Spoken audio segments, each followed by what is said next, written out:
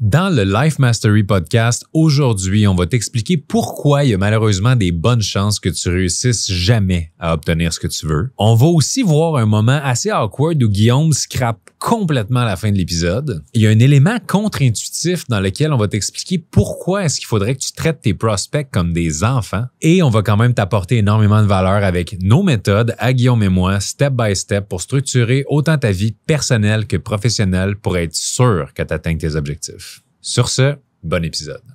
Guillaume Bareil, bonsoir. Dans l'épisode d'aujourd'hui, on va se parler de clarté, de structure, d'organisation. Et j'aimerais ça que tu nous dises pourquoi. C'est le T'as thème. pas dit le mot planification, mais on va parler de planification aussi, puis un rituel trimestriel de planification que on entend souvent du monde parler. Beaucoup d'entrepreneurs qui parlent de planification trimestrielle, puis de comment est-ce qu'on, à tous les 3 mois, c'est intéressant de planifier son mois pour aller chercher de la clarté. Mais aujourd'hui, on va aller un peu plus deep down sur comment qu'on fait ça, aller chercher cette clarté-là, cette confiance, puis planifier nos 3 mois. Because failing to prepare is preparing to fail. Exact. With clarity. Je comprends. Ouais. Donc, je te raconte un peu d'où ça vient. Oui, fais l'épisode, puis je vais t'assister dans ça le processus. Ça t'intéresse, ouais, c'est ça. Exactement. Tu vas m'assister, Je suis toujours là génial. pour toi, oublie pas. Ça fait longtemps qu'on est venu en studio. C'est le fun de revenir. Puis là, on est clairement un peu rouillé. Hein? Ben, effectivement, je te trouve un peu rouillé. Ouais, c'est ça. Bref. En gros, à travers les années, j'ai entendu, surtout, là, mettons, dans les premières années, j'étais entrepreneur, j'entendais tout le monde dire qu'il fallait faire de la planification. Que c'était une des clés de la réussite entrepreneuriale, effectivement, un entrepreneur qui fail to prepare, ben, il prepare to fail. Tu sais, ça, j'étais tout d'accord avec ça. Mais à toutes les fois, on dirait que venait le temps de planifier. J'avais aucune idée c'était quoi planifier. T'as-tu déjà vécu ça? Mon Dieu Seigneur, ben tu viens de me résumer mes premières années en business de Ouais. tu mets tout sur papier, mais tu sais même pas c'est quoi que tu viens de mettre sur papier finalement, puis Exact. si c'est pertinent. Et voilà. Fait que là, tu t'assis puis tu dis, OK, je suis prêt, là. Je sais qu'il faut que je planifie. Tu t'assis puis tu sais pas par où commencer pour planifier. Jusqu'à ce que, quelque part, probablement 2016, 2017, de quoi de même, je rencontre Todd Herman et qui, lui, on va l'appeler c'est un coach de performance pour les athlètes, mais aussi en business. Puis là, je comprends de lui que dans le fond, la clé de la planification, c'est pas tant la planification, mais plus l'analyse. Donc, d'analyser ce que tu as fait jusqu'à maintenant ou d'analyser le dernier 3 mois, puis d'analyser tes performances, puis d'aller chercher la clarté et le portrait. Une fois que tu as ça, la planification devient vraiment simple. Parce que c'est de te dire, bon, ben, qu'est-ce qu'on continue qui fonctionne, qu'est-ce qu'on ajoute, qu'est-ce qu'on enlève, puis bref, les classiques là, que tu dis souvent. Là. Ouais, mais on revient à l'étape d'avant. Puis là, pour tous ceux qui écoutent juste la version Ouais. audio, depuis 2 minutes, je regarde Guillaume avec un air curieux, sceptique et interrogateur, un regard vif et perçant. On sent la tension entre nous deux. Et mais c'est parce que je me demande, OK, fine, la planif, il faut faire l'analyse avant, Ouais. mais les mêmes questions se posent par rapport à Ouais. l'analyse. Qu'est-ce que j'analyse, pourquoi, comment, dans quel ordre? Exact. Donc, en gros, c'est de faire le tour de ta business à tous les 3 mois en termes d'analyse. Donc, tu te poses la question, moi, j'aime bien commencer par tout ce qui est vente et marketing parce que c'est l'acquisition de clients. Après ça, tu t'en vas dans... Bref, tu peux faire les autres fonctions qui sont les plus importantes pour toi, mais le but, c'est de faire le tour de ta business à tous les 3 mois. Donc, c'est à tous les 3 mois, tu te poses des questions sur comment ça va mes ventes puis mon marketing. Sur 10, mettons, nous autres, notre process qu'on fait avec les clients, c'est ça. Sur 10, comment va ton marketing puis tes ventes?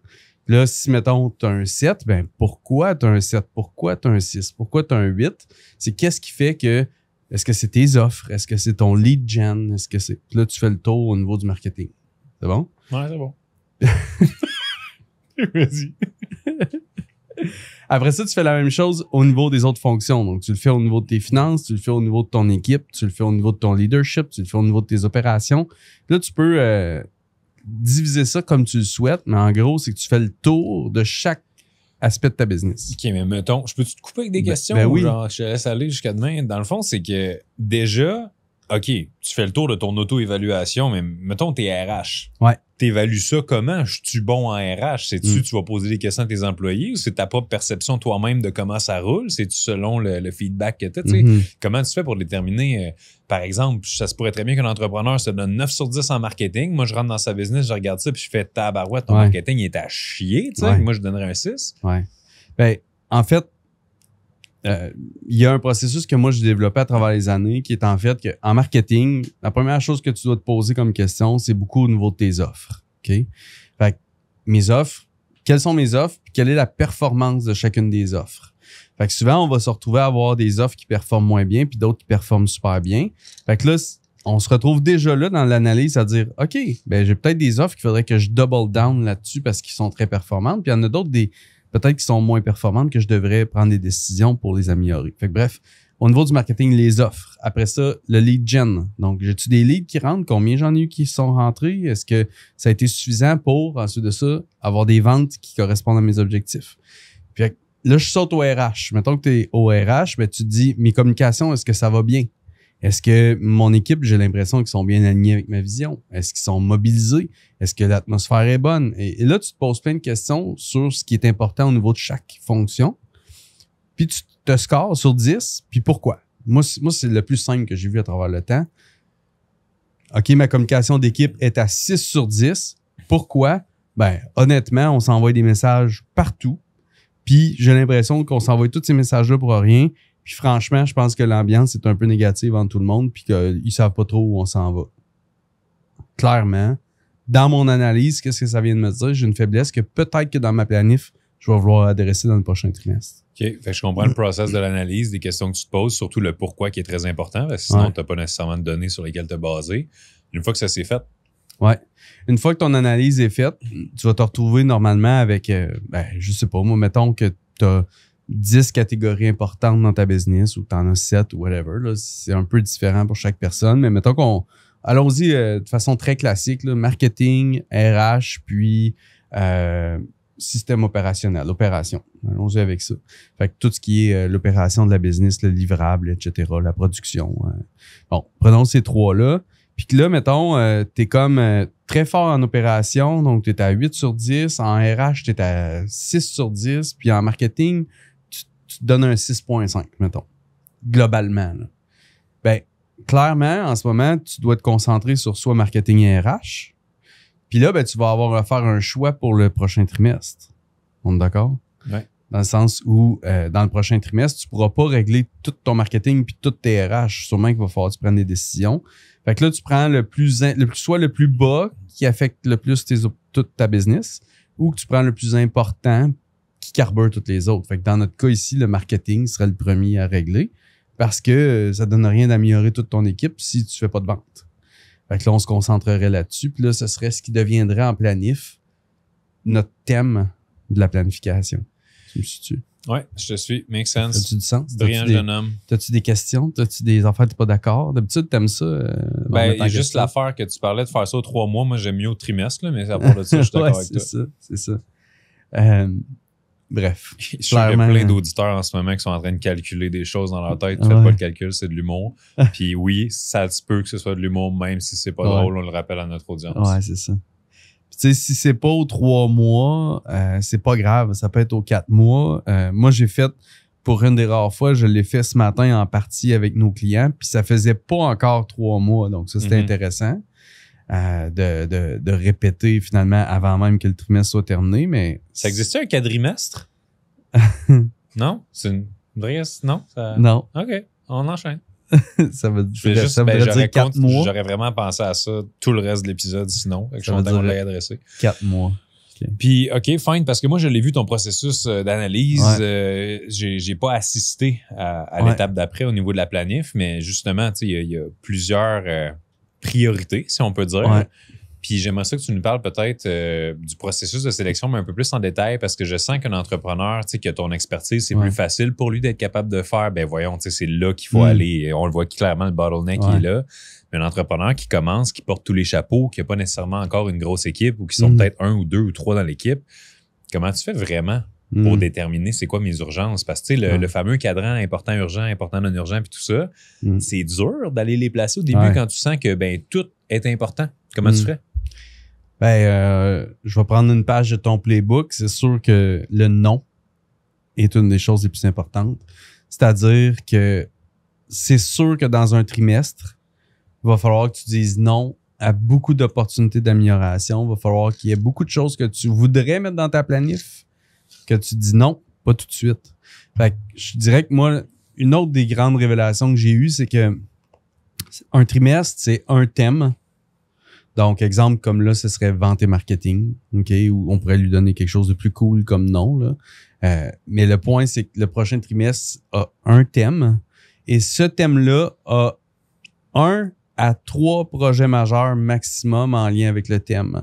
Fait que, mettons, au niveau du marketing, on pourrait dire, ben regarde, on va revoir cette offre-là qui est plus faible, on va refaire le tunnel d'acquisition, puis on va former nos vendeurs mieux sur cette offre-là. Ça va être à peu près tout ce qu'on peut faire. Je trouve ça beau parce que dans ce que tu dis, il y a une acceptation du caractère long terme de la business. Parce que quelqu'un qui veut avoir tout le succès du monde tout de suite sera pas capable d'avoir une vision comme ça pour sa business. Tandis que quand on fait des plans de OK, parfait, prochain trimestre, c'est ça, le trimestre d'après, c'est ça. Puis tu sais, nous autres, on a des événements en ce moment qui sont planifiés avec nos clients, puis des choses de même qui sont pour dans 1 an et demi. Ouais. Fait que ce niveau de projection-là, il doit y avoir une certaine limite parce que des fois, on peut trop planifier, trop analyser. Fait que comment tu ferais pour trouver cet équilibre-là entre la vision long terme? Parce que tu l'as dit même dans un épisode, l'entrepreneur devrait toujours travailler dans le futur plus que dans le présent. Mais où la limite du futur? Parce que quelqu'un qui est 4 ans d'avance, puis là, boum, pandémie, par exemple, des choses comme ça. Ouais.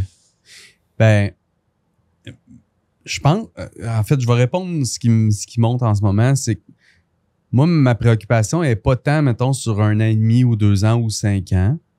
Je pense que, tu sais, nous autres, là, on est on the edge de, tu sais, on a une grande vision, mais à 1 an et demi, tu sais, ça donne rien d'aller vraiment plus loin pour bien des affaires, là, tu sais.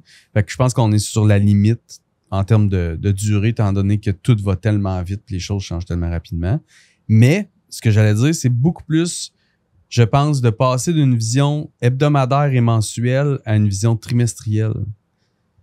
Fait que d'arrêter de dire je fais ça la semaine prochaine ou je fais ça le mois prochain, mais plutôt je le mets dans ce trimestre ou je le mets dans le trimestre prochain. Ce que ça fait, c'est que ça donne 3 mois. Ça donne beaucoup plus d'espace et c'est beaucoup plus réaliste. Parce que, mettons qu'on reprend notre exemple, je pourrais vouloir remettre de l'ordre dans mon équipe RH et revoir mes offres marketing dans le prochain trimestre. La vérité, c'est que probablement que je vais fail les deux. Je vais échouer dans les deux. Les deux vont être faits à moitié.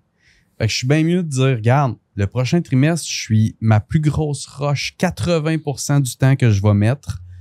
Puis mon énergie, mon innovation, tout ce que je vais penser pour améliorer ma business, on va être dans le marketing. Mais au bout de ce trimestre-là, je vais avoir créé les systèmes, les process, les formations, les whatever que j'ai besoin de créer pour qu'après ça, je puisse me retourner vers mes RH en sachant que mon système marketing, il roule, puis mes offres qui étaient plus faibles, ils roulent. Tu sais. Exactement comme moi qui, en ce moment, dans le trimestre actuel, est que en mode amélioration du produit, du service et de l'expérience client. Fait que de l'interne, je regarde qu'est-ce que les gens vivent à travers notre écosystème, comment faire pour rendre ça tellement meilleur.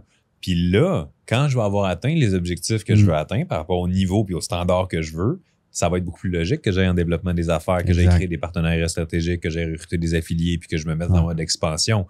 Parce que, tu sais, si on fait une expansion de quelque chose qui ne mérite pas encore expansion, tu sais, des fois, c'est pas prendre à courir avant d'apprendre à marcher. Puis c'est drôle parce que... Ce qui est intéressant, c'est quand tu as des partenaires ou que tu as peut-être des gestionnaires ou que tu as des gens qui prennent des vraies responsabilités, c'est qu'eux, ils peuvent tous faire le même processus de planification puis avoir des KPI ou des thèmes qui sont différents du tien, mais qui sont alignés avec la grande vision. Fait que, tu sais, comme toi, tu es all-in dans l'expérience client. Moi, pendant ce temps-là, je suis pas all-in dans l'expérience client. Moi, je suis all-in dans nos tunnels d'acquisition puis nos offres. Exact. Fait que ce qui fait que... Mais on est alignés sur la même grande vision. C'est juste que notre planif est un peu différente puis c'est parfait. C'est pour ça qu'on a une équipe. Fait que tout ça, je veux juste qu'on garde en tête qu'à mesure qu'on a notre discussion au niveau de la clarté puis de la planification tous les 3 mois, c'est quand même un peu par entrepreneur ou par intrapreneur que ça devrait être fait. Tu me suis? Oui. Intrapreneur étant quelqu'un qui a des gens qui sont peut-être des salariés, mais qui sont à l'intérieur de l'organisation responsables d'un résultat. Puis ce qu'il ne faut pas oublier, ce que j'allais dire avant qu'on ait le moment d'hésitation, à savoir qui parle en premier c'est ça. Et qu'on t'accorde finalement ce privilège-là dû à ton âge, donc ton expérience. La clarté, ce n'est pas qu'une question de processus, de planification, d'analyse, c'est également beaucoup une question de message. Et je pense qu'il y a beaucoup de business, dont une à qui je parlais pas plus tard qu'aujourd'hui avant d'arriver en studio, qui m'expliquaient leur stratégie de marketing, les idées qu'ils avaient pour justement expand la business, rejoindre plus de gens. Puis là, ils me disaient, on a fait telle stratégie, on a eu un petit boost de vente, mais ça a rebaissé. On a eu telle affaire, il y a un petit boost de vente. Puis je disais, il y a beaucoup de choses dans le messaging qui sont pas assez claires pour espérer que les nouvelles personnes passent de curieux à faire affaire avec vous. Parce que si jamais, mettons, là, les gens regardent du coin de l'œil ta boutique ou ta business ou ton offre en ligne, puis ils font en 2 secondes, OK, je regarde ça, ça a l'air, je suis pas trop sûr que je comprends tel aspect. Puis juste cet élément-là de je suis pas sûr de tel aspect peut faire en sorte qu'ils vont passer un prochain appel. Fait que des fois, avant même d'aller dans les grosses stratégies, les grosses améliorations, grosses remises en question, changer l'offre, des choses de même, il faut se demander, est-ce que tout le monde comprend c'est quoi ma business, qu'est-ce qu'on offre, à qui on l'offre? La base, là. Puis ça, on revient au processus de planification puis d'analyse. Si tu fais à tous les 3 mois un vrai travail d'analyse puis que tu te poses la question dans ton marketing, par exemple, mon message, j'ai-tu l'impression qu'il est clair en ce moment? Ah, j'ai eu le feedback de 2-3 personnes qui me posaient beaucoup de questions puis je suis pas sûr que mon message est clair. Ça provient de ton analyse. T'as pas besoin de faire une analyse de fou. Tu es juste capable de dire I guess que mon message n'est pas super clair. Fait que dans ta planif, à un moment donné, dans le prochain trimestre ou un trimestre futur, il va falloir que tu revoies ton message. Moi, c'est un peu comme ça que j'aime bien le voir. Je suis 100% d'accord. Et ce qu'il ne faut pas oublier aussi, et c'est un élément, je pense que plusieurs entrepreneurs font cette erreur-là, c'est que, imagine, tu as des enfants. As-tu déjà répété la même chose à tes enfants plus qu'une fois? Ça se peut-tu que même si tu l'as répété 10 fois, ils n'ont pas encore compris? Fait que imagine des étrangers sur Internet qui sont pas sous ton toit. Ça se peut-tu qu'on ait besoin de retaper sur le même clou, de repartager le même message, de réexpliquer nos visions, nos valeurs, notre mission? Fait qu'il y a beaucoup de personnes qui font l'erreur de penser que, ouais, mais le trimestre passé, j'ai fait une super belle publication pour expliquer pourquoi on existe, c'est quoi l'origine, l'histoire de l'entrepreneur derrière. Toutes les nouvelles personnes qui viennent d'arriver sur ton site web, sur ta pub ou sur tes médias sociaux dans le dernier mois, ils n'ont aucune idée de ça. À tous les jours, ça fait 15 ans que je coach, ça fait 10 ans que je fais des conférences. Il y a plein de monde qui savent même pas que je suis conférencier, qui savent même pas que j'ai écrit un livre, qui savent même pas, tu sais, toutes ces affaires-là. Fait que c'est de pas toujours être dans l'innovation, mais à un moment donné, accepter qu'il y a une certaine routine et redondance dans le fait de redire les mêmes affaires encore et encore et encore, pour que ce soit clair. Je parlais à une connaissance qu'on a en commun que pour vrai, tantôt, là, je me disais, mais ça se peut pas que cette personne-là, j'ai dit, finalement, tu viens-tu le 5 octobre? Et elle m'a dit, qu'est-ce qui se passe le 5 octobre? Qui est notre événement, qu'au moment de voir cet épisode-là, vous allez avoir déjà participé à l'événement. Mais le point, c'est que j'en revenais pas, je me disais, comment est-ce possible que cette personne-là ne soit pas au courant qu'on a un événement? C'est pas quelqu'un de loin, c'est quelqu'un qu'on a vu ensemble dernièrement. En tout cas, fait qu'effectivement, la répétition est vraiment, vraiment importante. Fait que comment tu ferais pour... Tu en allais me poser une question, je suis content que tu t'intéresses à moi, fait que je vais te laisser aller. Non, mais c'est juste une question pour que je puisse t'apprendre quelque chose. OK, en fait. Ben vas-y, Guillaume. C'est une fausse question. Non, mais tu connais-tu le 7-4-11, qui est une étude que Google a faite, je pense, par rapport à... Le nombre de fois que tu as été exposé. Ouais, vas-y, mais partage-le pour avoir l'air de quelqu'un de plus hot que tout le monde ici. Non, mais j'ai trouvé ça super intéressant, qui est en fait... 7-14, oh my God, ça a l'air fascinant, Guillaume. Partage pour notre audience. Quel con! Coupez-le pas. T'as de la misère, hein? Oui. Je te le dis, c'est ça? Là, je suis rendu dans le 7-Eleven. Tu comprends? Je suis loin, là. Je suis loin. Non, 7 heures de contenu à 4 endroits différents, à 11 reprises. Ce serait, à notre époque, ce que ça prend pour qu'une personne fasse « Ah! Je suis t'es qui? » Non, en fait, c'est à gagner la confiance. Donc, 7 heures de contenu. Fait que ça veut dire que crime, si tu crées pas de contenu, il est temps que tu t'y mettes. Au minimum 7 heures. Si t'es pas à 4 endroits différents, ben graduellement, mets-toi ça dans tes objectifs. Puis à 11 reprises. Fait que ça, c'est pour avoir la confiance des gens. Donc, je sais pas pourquoi on allait là, mais c'est la répétition. Non, mais tu voulais mentionner à l'audience que tu étais full bon dans plein d'affaires. Puis je pense que c'était ça l'objectif. C'est atteint. Hein? Oui, Laissez-nous un commentaire si vous êtes comme « Wow, Guillaume, t'es fucking nice comme gars, genre. » Écrivez-moi plein de commentaires. Et d'ailleurs, je tiens à m'excuser publiquement. J'ai découvert, dans le fond, cette semaine, que sur Spotify, plein de monde nous laissait des commentaires. Oui, je viens juste... Mais c'est-tu nouveau, les commentaires? En fait, c'est qu'il fallait toutes les approuver. Ah! Fait que là, il y a beaucoup de monde, on s'excuse pour vrai parce que ça fait 2 saisons que les gens nous écrivent des commentaires et qu'on savait pas qu'ils existaient. Ben, Là, je les ai tous approuvés, mais il y a des gens que ça fait des mois qui nous ont écrit. Puis là, merci. ouais, c'est ça. Crème, content que tu aies eu ce breakthrough-là il y a 4 ans. C'est ça. Mais, OK, fine. Puis, Reviens au focus, le focus, ben, Manny. c'est ça. Mais en fait, j'ai réalisé quelque chose. Quand les deux, on a une idée en même temps, il faut absolument que je commence parce qu'il y a zéro fucking chance que je puisse reprendre d'où est-ce que j'étais avant. Puis si je réussis à me rappeler d'où est-ce que j'étais avant, red flag, ça veut dire que je t'ai fuck all pas écouté. Ah oui, c'est ça. C'est ça. Puis là, je t'ai écouté. Fait que malheureusement, j'ai perdu mon idée qui, en plus, devait être genre quand même plus inspirante et percutante que le concept du 7-4-11. Là, tu sais, bravo. Ouais, c'est ça. Mais ben non, mais là, pose-moi une question pour que j'aille l'air bon moi aussi, Guillaume. Tu sais que je suis bon dans plein d'affaires, là, puis c'est full bon. Comment tu fais toi, ton processus d'analyse et planification? Ah ouais, une question qui me force à exposer si j'ai des compétences ou non. OK, c'est bon. Ben, c'est ça que tu m'as demandé. Ouais, c'est vrai, dans le fond, je suis piégé. Ben, regarde, premièrement, je peux te parler de ma résilience parce que genre, c'est pas grave ça en ce moment. OK, mon processus d'analyse, mais c'est vrai, il est totalement différent parce que moi, c'est un processus qui part de l'humain. Ouais. Toi, c'était beaucoup business que tu as mentionné jusqu'à maintenant. Moi, le processus part de l'humain. Pourquoi? Parce que je considère qu'il y a beaucoup... Lâche mon pied, vilain. Il y a le monde qui écoute en audio, c'est genre, oh my God. D'ailleurs, pour que nous, on ait 7 heures de contenu à partager, c'est pas 7 podcasts, c'est 14 podcasts parce que la moitié, c'est juste nous autres qui l'échappent. Mon processus humain, c'est de faire réaliser aux entrepreneurs que la plupart du temps, quand on se concentre juste sur la business, OK, fine, on peut la faire fonctionner, mais il y a beaucoup de mes clients, c'est des gens de 45 ans et plus qui finalement se rendent compte que, wow, j'ai bâti une belle business, je l'aime pas, ou j'aime pas mon rôle dedans, ou j'aime pas comment ça fonctionne, ou j'aime pas les clients qu'on sert, j'aime pas, peu importe quel aspect. Donc, c'est pour ça que même une entreprise doit commencer par l'entrepreneur derrière. Donc, le processus, c'est, première question, qu'est-ce que tu veux pour de vrai?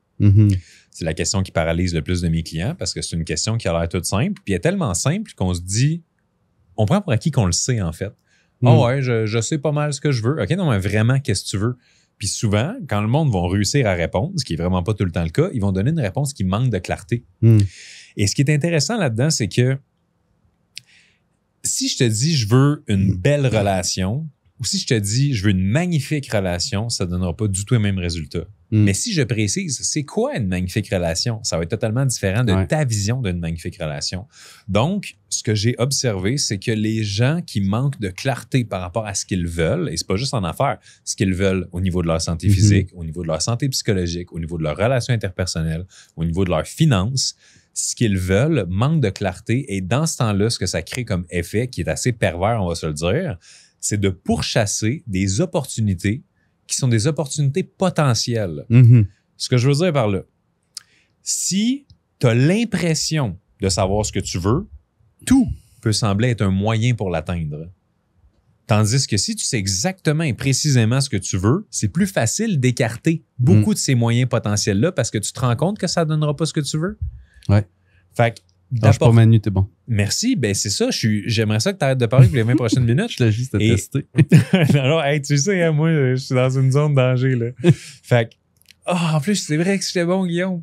Fait que, tous ceux qui sont à l'écoute en ce moment, merci d'être là pour moi parce que vous savez, c'est pas toujours facile d'enregistrer ces épisodes-là avec un bully.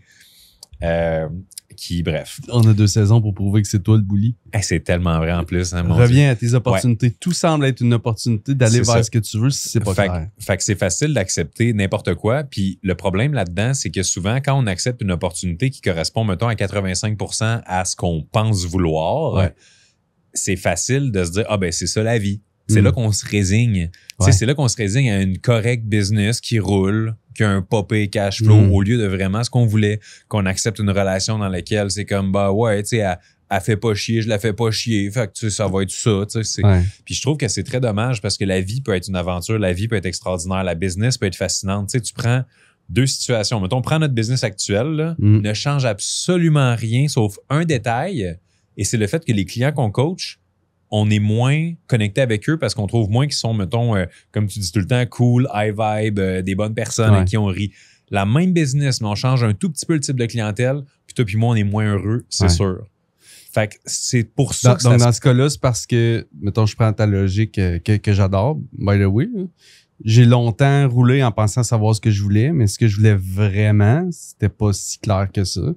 Puis, heureusement, j'ai pas settled down. Donc, bref, j'ai vraiment compris ce que je voulais.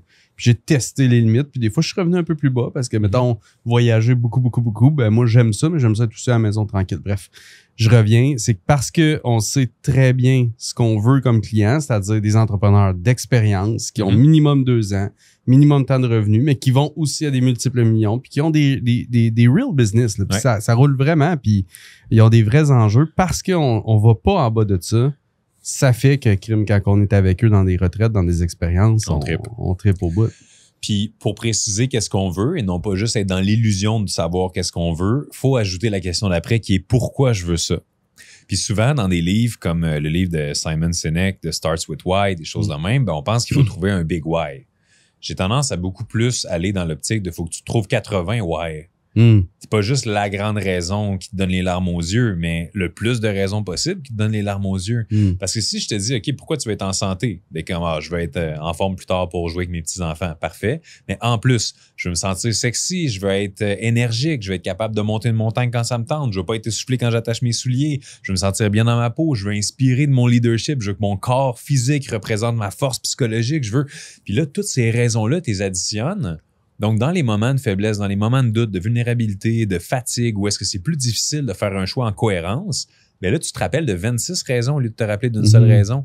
Puis, ce qui est beau là-dedans, c'est que dans le processus de clarté que je fais avec mes clients, je les aide à prendre ces 25-26 raisons-là et à tweaker ça autour d'une identité. Cette identité-là est une espèce d'alter ego qui va leur faire penser comme un rappel très puissant à toutes ces raisons-là.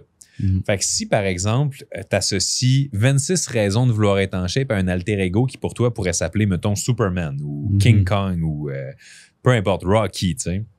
En te rappelant de Rocky, tu te rappelles de l'ensemble de principes, de valeurs, de raisons, de pourquoi tu veux ce que tu veux.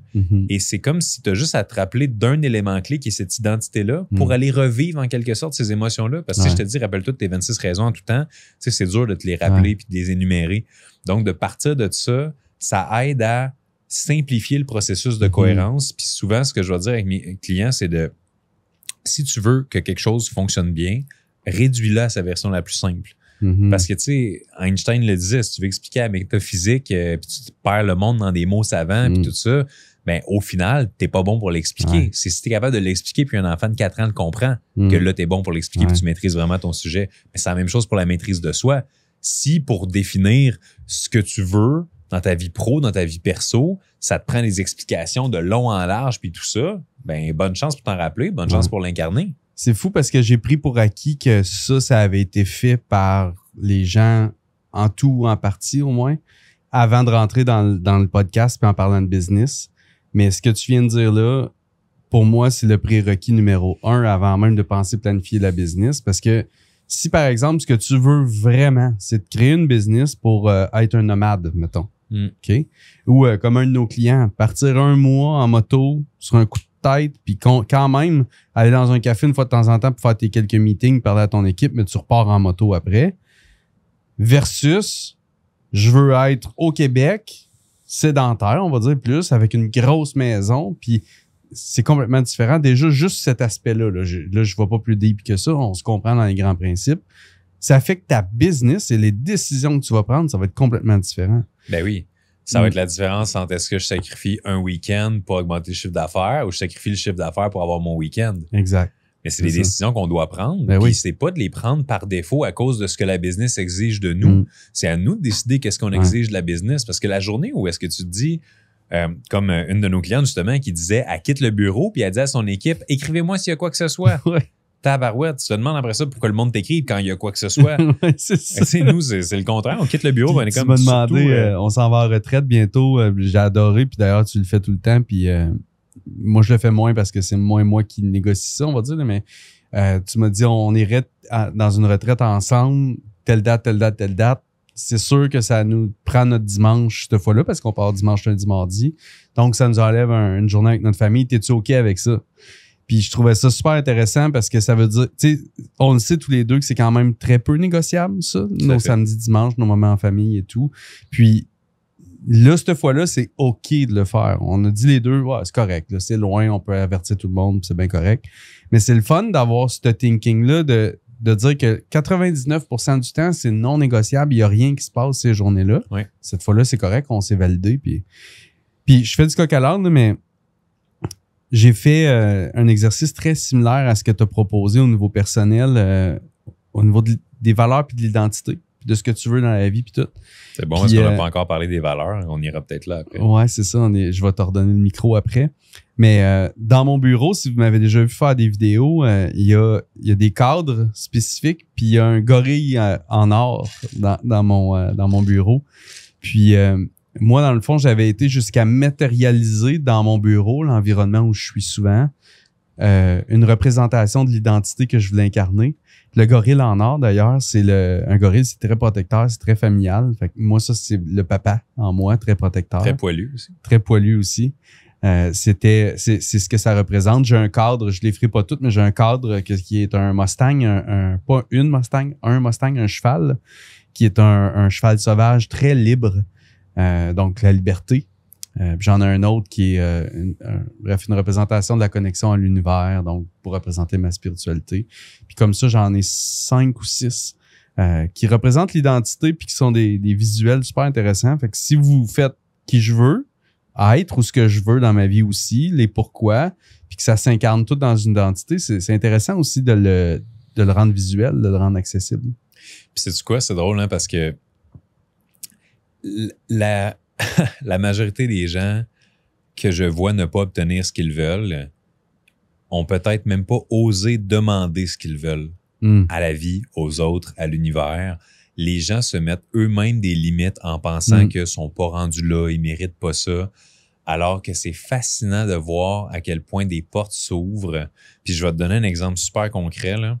Je n'aimerais pas de nom, OK, mais il y a 2 gars que je suis sur Instagram qui sont des légendes en business. Ces 2 gars-là ont des centaines de milliers d'abonnés et je t'en ai même pas parlé de ça en plus, fait que c'est un scoop. Et là, il y a un de ces 2 gars-là qui a fait un post pour dire qu'il a comme réalisé le rêve de quelqu'un dans son audience puis que cette personne-là, tout ce qu'elle a fait, c'est qu'elle a osé demander, tu sais. Ouais. Puis moi, j'ai écrit dans les commentaires, c'est une histoire extrêmement inspirante et d'ailleurs, je vais me servir du commentaire que je suis en train d'écrire en ce moment pour le poster dans quelques années quand je vais avoir réalisé un milestone qui est d'aller passer une journée en bateau sur tel lac avec toi puis tel autre gars de business puis tout ça. Les 2 ont répondu en dessous de mon commentaire « Yeah, sure, viens-t'en, genre quand tu veux, on va passer une journée ensemble. » Déjà, tu sais, pas un jour, ouais. Genre déjà, t'es prêt, tu prends tes billets d'avion, on va passer une journée ensemble, ça va nous faire plaisir.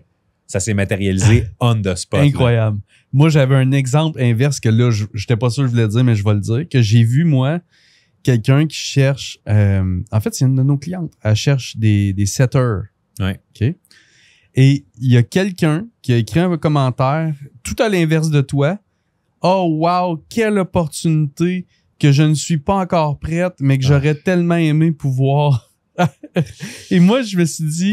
J'ai lu ça et je me suis dit, si elle avait juste inversé ses propos, carrément, un 180 degrés, et qu'elle s'était dit, wow, quelle opportunité que je vais sortir de ma zone de confort, puis je vais l'essayer, je l'écrirai pas, mais je vais me dire, OK, je vais tout faire pour que ça fonctionne. Mais automatiquement, en lisant le commentaire, même moi, je l'ai disqualifié.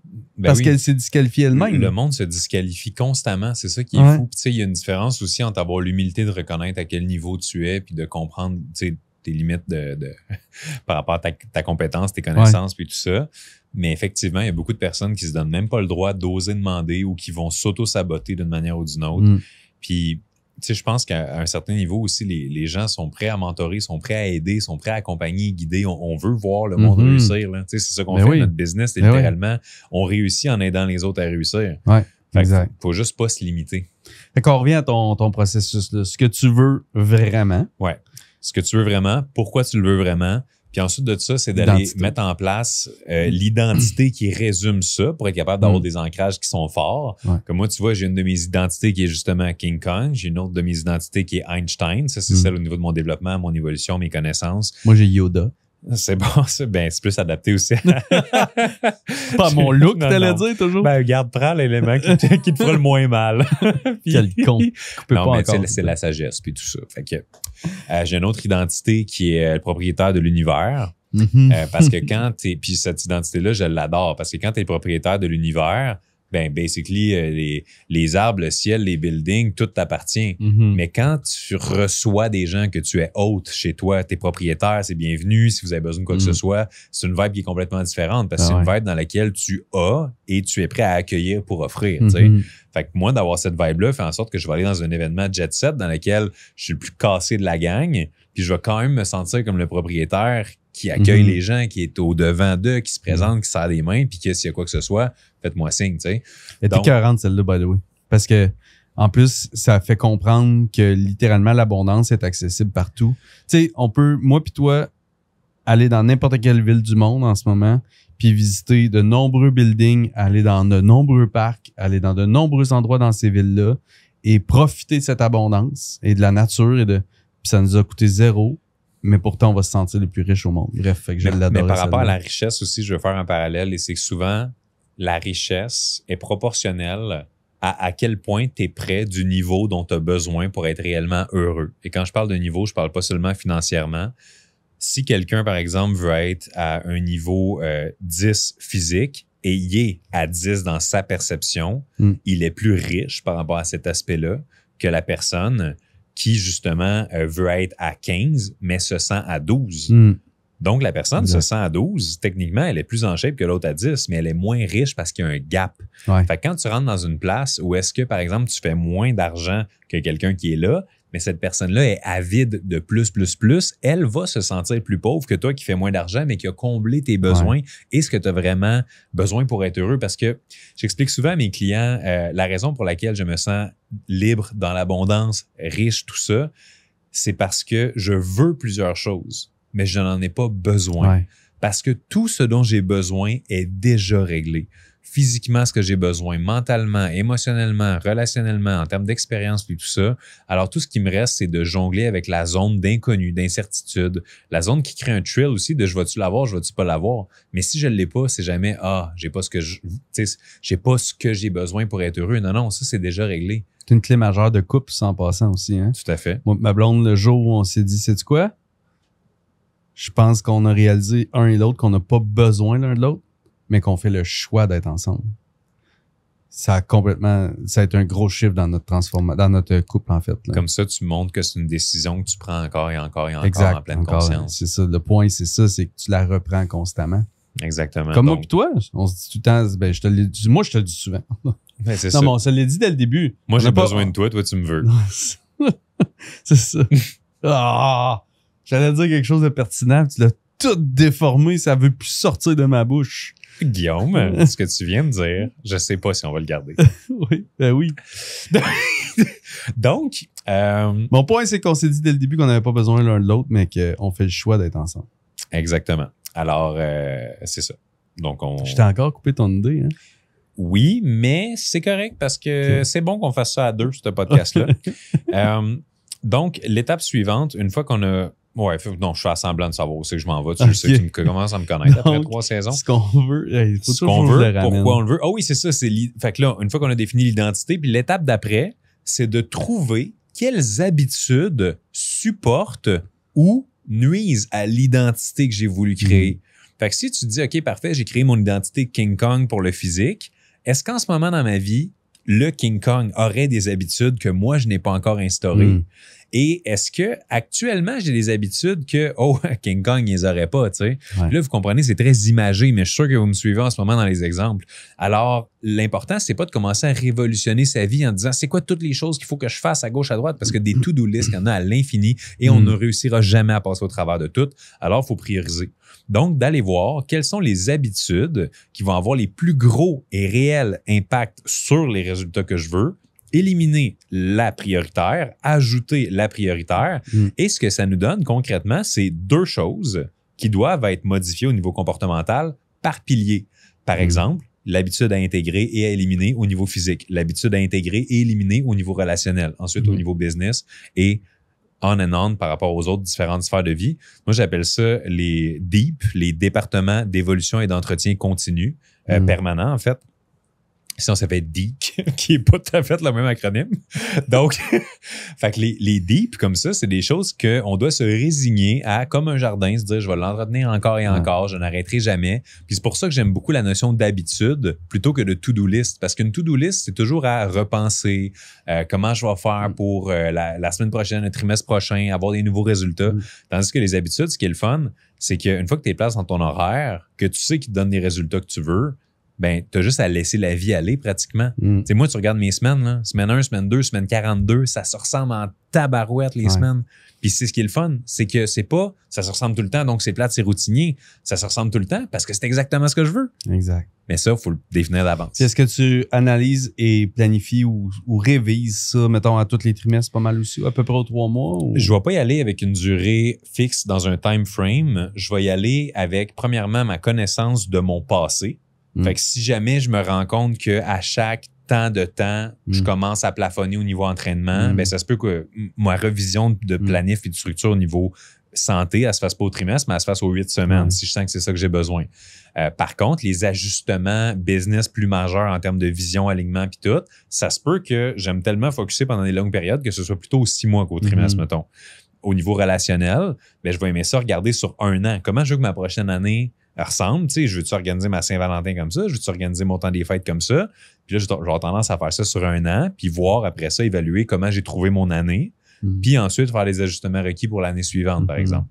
Fait que c'est très variable d'un pilier à l'autre, mais ça passe beaucoup par la connaissance de soi, puis si jamais j'ai des ajustements à faire, je vais pas hésiter à les faire rapidement, mais c'est toujours basé aussi sur un feeling.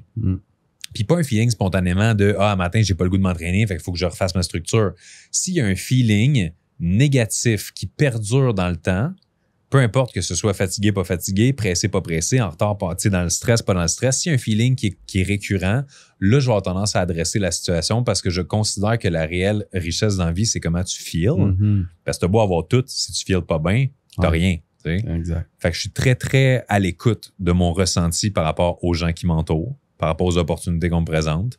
Puis je trouve qu'un des défis principaux, mais que je fais de mieux en mieux, puis c'est pour ça que ma vie s'améliore beaucoup et rapidement, c'est que je suis de meilleur en meilleur pour être capable de rapidement isoler les éléments qui sont dans des zones de, tu sais, des fausses zones de bien-être. Tu sais, de, ça, je pense, je peux l'accepter. Ça, je pense, je pourrais l'intégrer à mon horaire. Ce projet-là, si je squeeze in cette conférence-là, puis je déplace le rendez-vous avec mon souper de tête, tu sais, ces fameuses zones-là où on est comme, ouais. Mais, tu sais, c'est clair là, que ça va pas donner nécessairement des bons résultats. Ouais. Good. J'ai goût de faire un petit recap de tout ça pour avoir une synthèse très claire. Puis que, pour vrai, vous avez 2 choix avec tout ça. C'est de prendre ces informations-là et d'être autonome, discipliné et de le faire de votre côté. Sinon, faites-nous signe si vous êtes un entrepreneur et on crée, nous, les espaces pour faire ça. Que ce soit dans des retraites en personne ou que ce soit en virtuel ou peu importe. OK? On crée les espaces pour faire ça, pour vous accompagner là-dedans. Donc, la première affaire qu'on a faite en deuxième, mais qui serait la première affaire, c'est ce que Manu a proposé de qu'est-ce que tu veux vraiment dans ta vie overall, donc personnelle, qui inclut, oui, la business, mais aussi ton couple, ta famille, tes relations sociales, ta spiritualité. Bref, la roue de la vie, là, si vous connaissez le concept. Sinon, googlez la roue de la vie, puis tu fais le tour à peu près de ça. Donc, ce que tu veux vraiment, pourquoi tu veux ce que tu veux dans chacune des sphères, quelle est l'identité que tu relis à ça, et finalement, constamment te demander qu'est-ce que j'enlève, puis qu'est-ce que je garde, ou qu'est-ce que j'ajoute à ça.